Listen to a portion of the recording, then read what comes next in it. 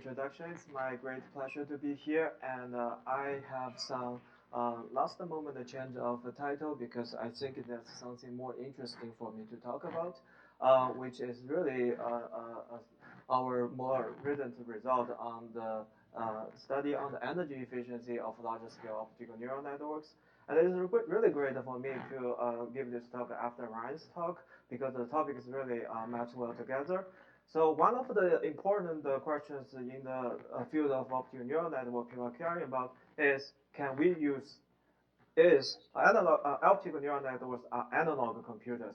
Can we use analog computers to perform state-of-the-art machine learning models like the ChatGPT you just have seen? And in this talk, I will tell you most likely yes.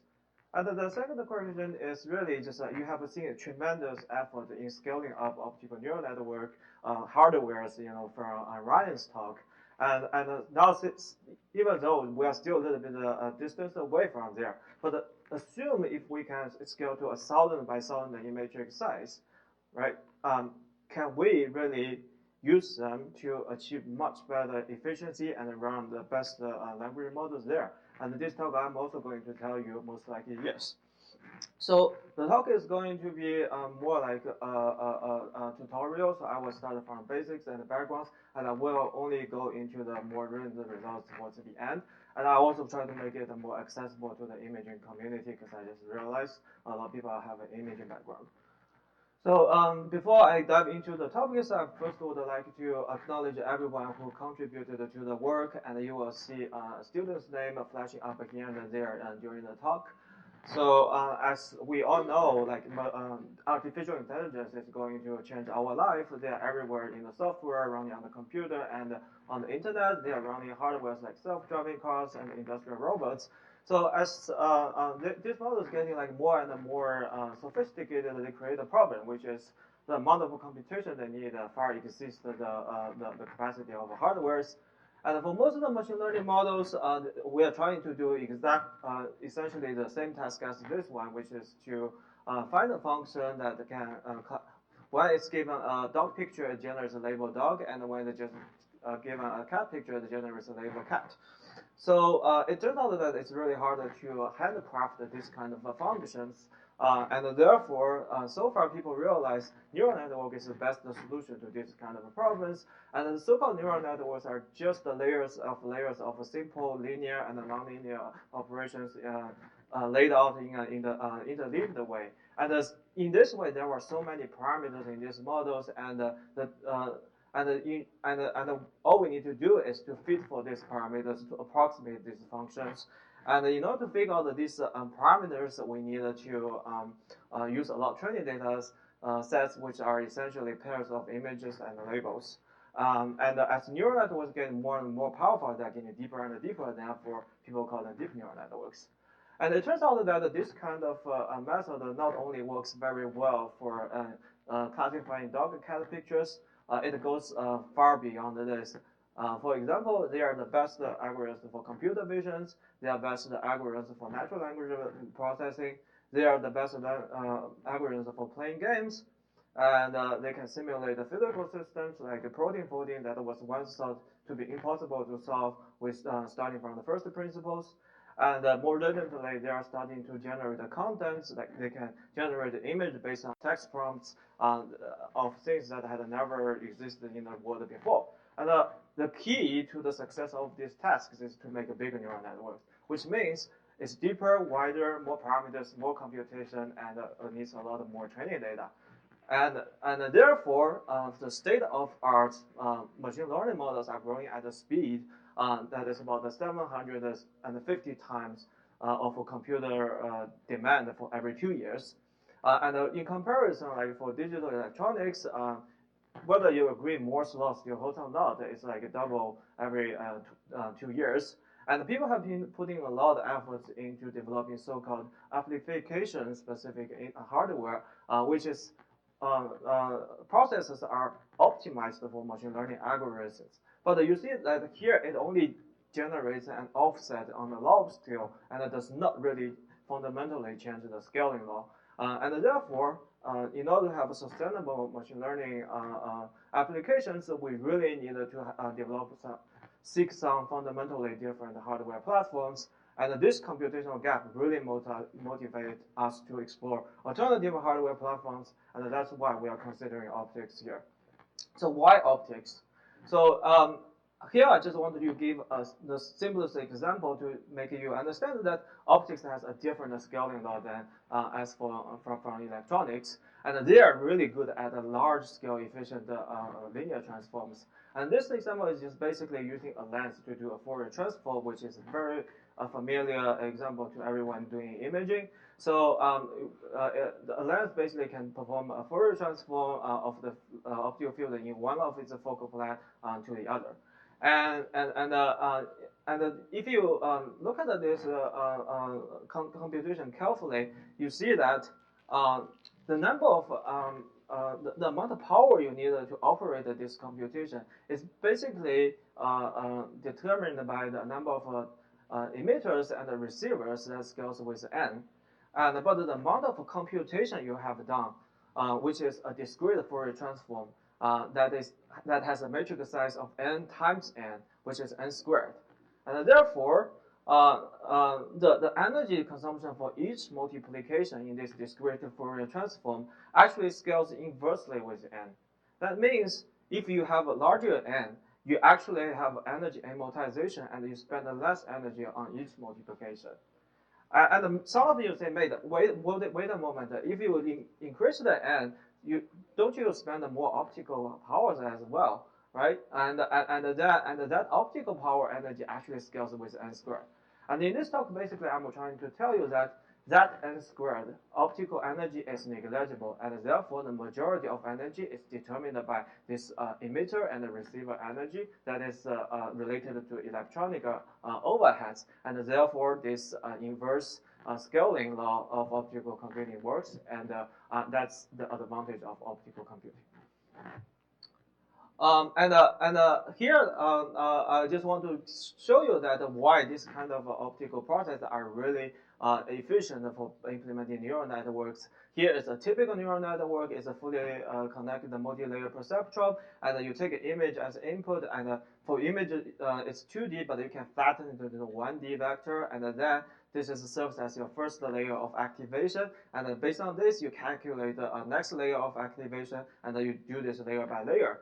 And a lot of times it involves very dense connections from the previous layer to the next layer. And this is very similar to what you have just seen in the Fourier transform of lens, with a lens, which is essentially it involves very dense connections. And therefore, the goal of all sorts of optical neural net hardware is really to implement on the matrix vector multiplication part of the neural networks, which accounts for the majority of computation in deep neural networks. And by efficient implementation of this process, we can achieve a better overall energy efficiency. And that's the motivation of the whole field.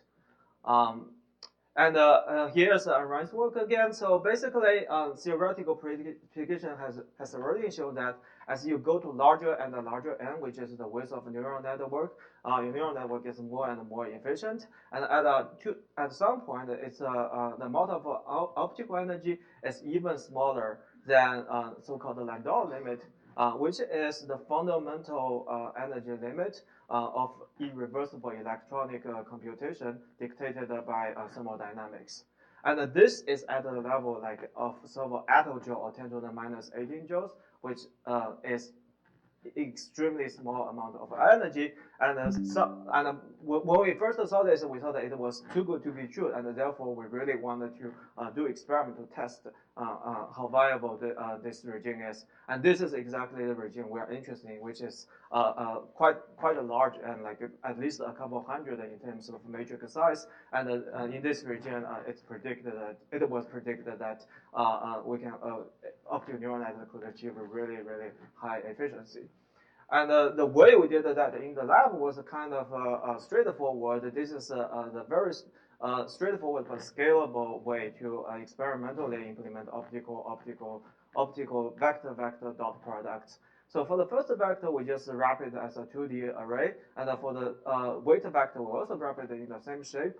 And for the input vector, we just encode each element as the intensity. And for the second vector, we encode each element as the transparency of a spatial light modulator. And then we align them pixel by pixel. And then after this spatial light modulation, what we get is essentially an element-wise element-wise product between the two vectors. And then simply we just use a lens to focus all the light onto one single detector, and that performs the summation. And then we get the result of vector-vector dot product.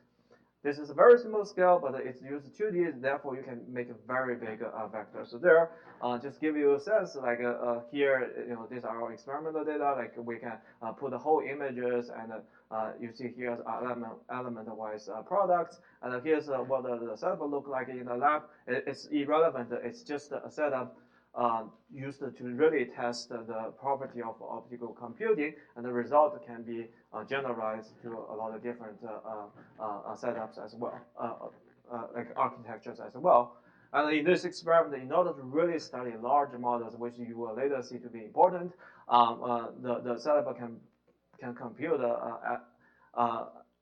vector dot product size with a vector size up to about 0.5 million, and that really enables us to study very state-of-the-art models. But for the first experiment, we did a very simple thing. It's the hand-rated digit classification again. So we made a multi-layer perceptrons here, and then we used our optical dot product to perform all the matrix vector multiplications involved in this model. And then I also need to mention that for the bias term and the nonlinear activation functions, we use a digital computer to perform, but they scale with the n, but the matrix vector multiplication scales with n squared. Therefore, majority computation is still in optical domain, and the digital one is kind of inevitable in all architecture, but they don't account for the majority of energy. So, and then we, from using this model, we wanted to really see when we keep decreasing the amount of optical energy, what would happen, right? So, what prevents us from infinitely decreasing the optical energy? So here's the concept of shot noise. For those of you not familiar with already, so here's a noisy image of noisy photo. And when you zoom into a part of the photo, what you see is like the pixels are quantized. So they're either black or white. And if you look at the histogram, it's either 0 or 1. There's no like continuous gray values in between them. And it turns out that they conform to a Poisson distribution, which generally applies to all sorts, most of the kind of light, except for the exotic quantum light. And for Poisson distribution, its signal-to-noise ratio is proportional to the square root of its mean. And therefore, when you have a low mean number of photons, you have a very low signal-to-noise ratio, and it makes it really hard to see the information in your image. And for most of you having done imaging, this is a very familiar thing. And for the same image, when you increase the amount of light exposure, it becomes more gradual and grayscale. And if you look at the same area, it looks you can tell more details there. And it turns out that the only difference is that you have much higher average photon numbers for the Poisson distribution, and therefore you have much higher signal-to-noise ratio, and that gives you more information in the image. And this does not just apply to photography or imaging. This phenomenon applies to any kind of photometry, including optical neural networks. And this is the phenomenon that prevents us from going to really, really low optical energy. And here is the consequence. So here we are showing the accuracy of the neural network I just talked about as a function of optical energy put into the system. And here I first show you is a simulation which is essentially running the neural network on the computer, but with a simulated shot noise. And at high optical energy, as you see, it achieves very high accuracy at 99%, which is essentially the same as a digital computer. But as we decrease the optical energy, the accuracy, of course, starts to drop because of it suffers from a low signal-to-noise ratio. And then eventually it becomes 10%. It's a random guess level because there's only 10 digits, and a random guess would give you 10% accuracy. And then here we show the experimental data. They agree reasonably well with the simulation. And one interesting thing we finally saw was that at even less than 1 photon per scalar multiplication, we could still achieve 90% accuracy, which is quite surprisingly high. And at this level, if you look at the total amount of optical energy in that neural network, the entire neural network to classify the image, it was about 100 femtojoule optical energy. And there were altogether 90,000 multiplications in that neural network.